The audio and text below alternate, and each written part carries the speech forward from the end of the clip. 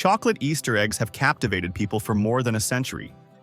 Initially, the eggs came solid, made with unsweetened chocolate. But with time, the techniques used for egg production changed, and by the late 19th century, we had our first smooth, creamy, and hollow Easter eggs. Over 80 million chocolate eggs are sold each year in UK alone, which just shows their ever-increasing popularity. But how exactly does a simple cocoa bean transform into the smooth, delicious chocolate eggs we see in stores? From ancient times, eggs have symbolized life and renewal, often given as gifts in spring festivals. Early Christians adopted the egg as a symbol of Christ's resurrection, and by the Middle Ages, people started to decorate boiled eggs and gifting them to their family and friends. The first chocolate Easter egg originated in Europe during the 19th century. It is credited that France and Germany came up with the idea, however. It was J.S. Fry and Sons, a chocolatier from Britain, who manufactured the first modern chocolate Easter egg in 1873. A few years later, Cadbury perfected the process and was able to make smooth chocolate that could be molded into egg shapes. By the 20th century, chocolate Easter eggs came to be loved all over the world. They are now considered a staple and favorite Easter treat in numerous countries. But one question still lingers: how are they made? Believe it or not, your Easter egg starts its life as a small bean inside a bright-colored pod growing on cocoa trees.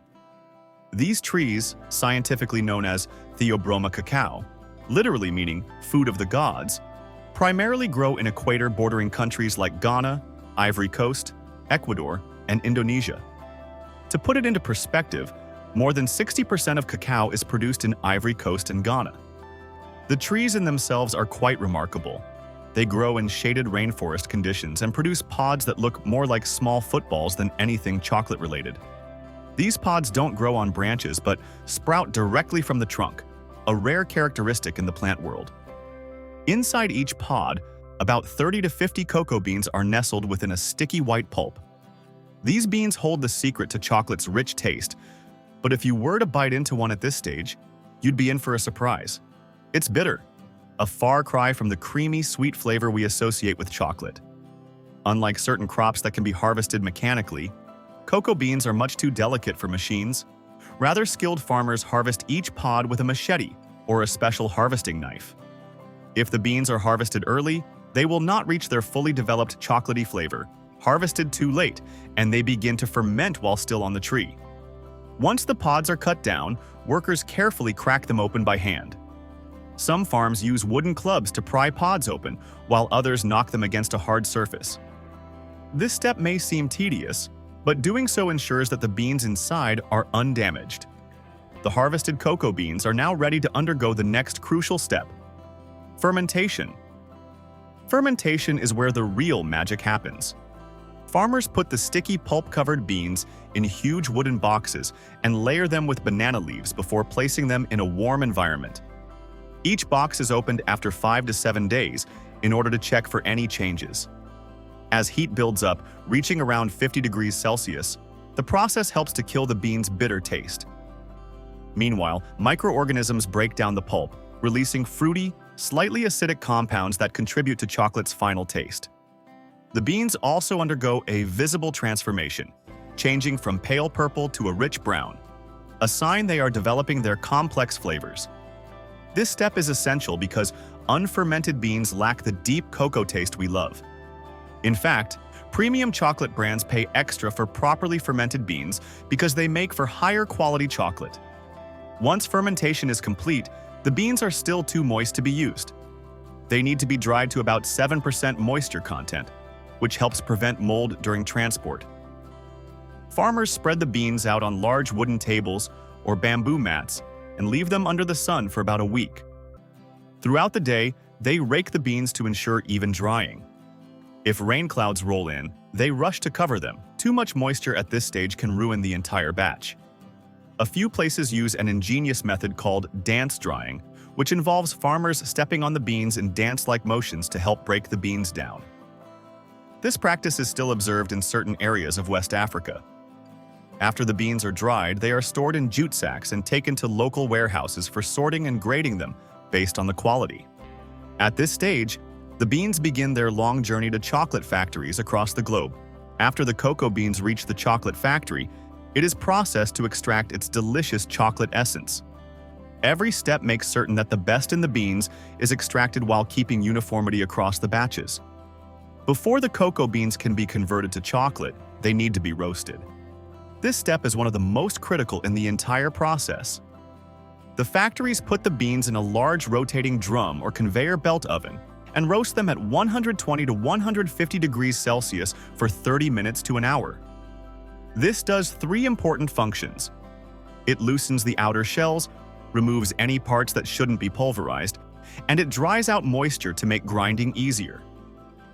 Every chocolate maker has their method of roasting.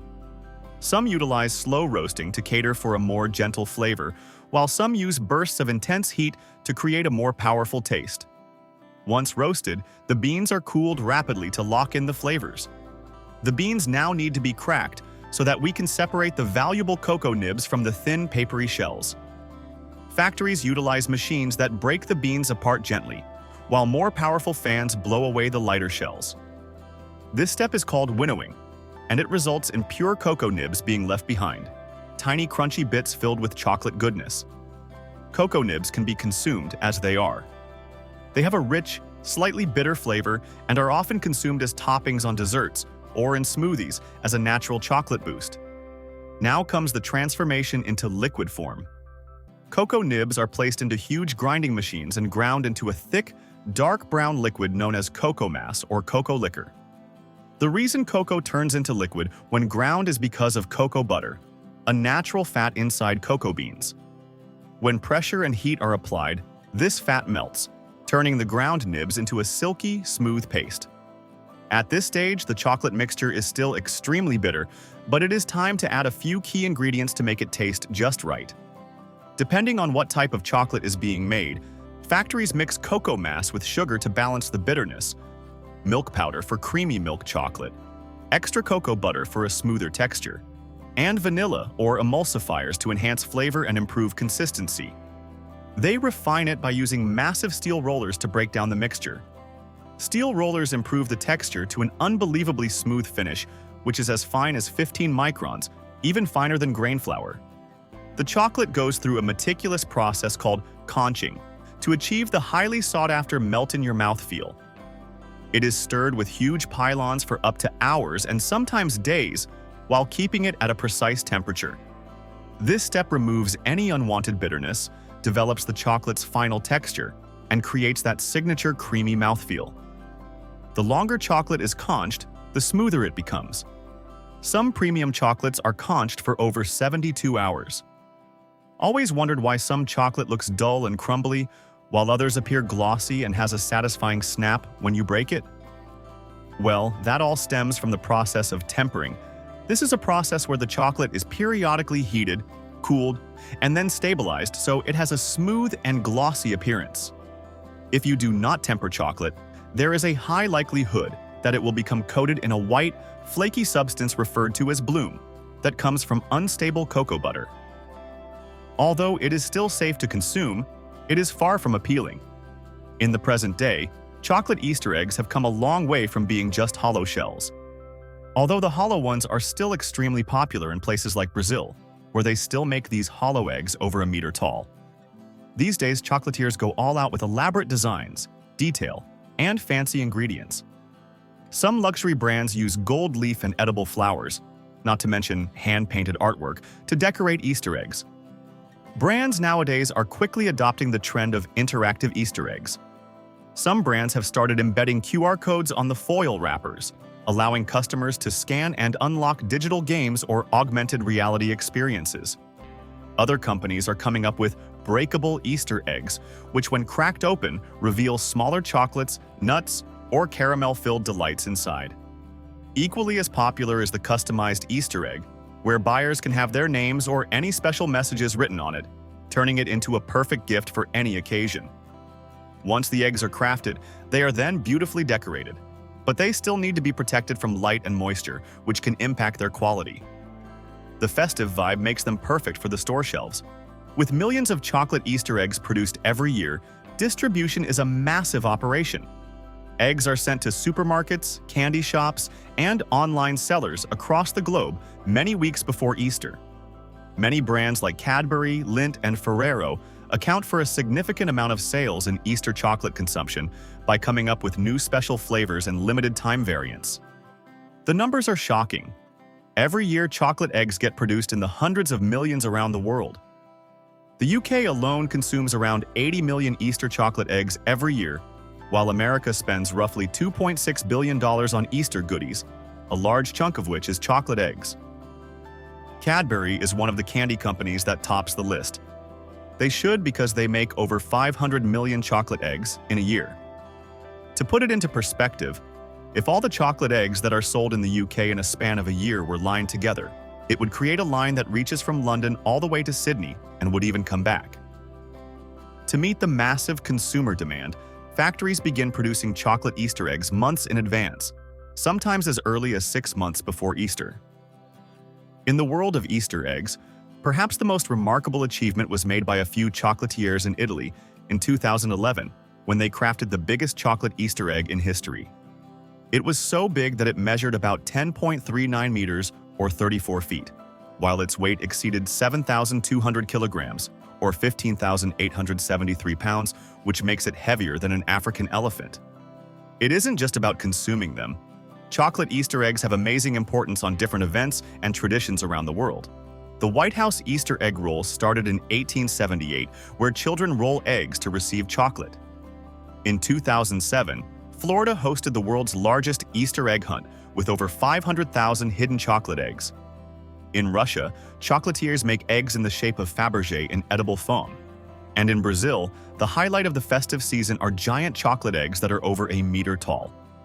In the UK, National Trust celebrates Easter with egg and spoon races, where children run through castles, parks, and gardens in search for hidden chocolate eggs. As individuals become more aware of their well-being, the interest in alternative Easter eggs has surged. Where previously consumers were limited to buying milk chocolates, now many brands are selling vegan, dairy-free, and dark chocolate options. Dark chocolate eggs in particular are preferred by adults because they contain more cocoa and less sugar.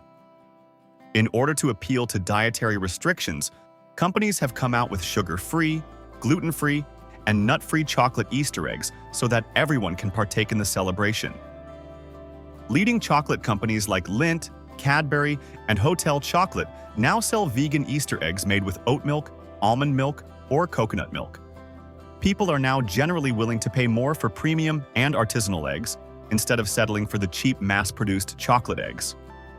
Chocolatiers are moving towards ethical sourcing, handcrafted eggs with added creativity through flavors such as salted caramel, raspberry truffle, and even chili-infused dark chocolate. It is now becoming common knowledge how chocolate can impact the environment. Due to this, many brands are focusing on fair trade cocoa, biodegradable packaging, and ethical sourcing to win over eco-friendly buyers. What do you think about this? Let us know in the comments section below and make sure to like the video and subscribe to the channel. Thanks for watching.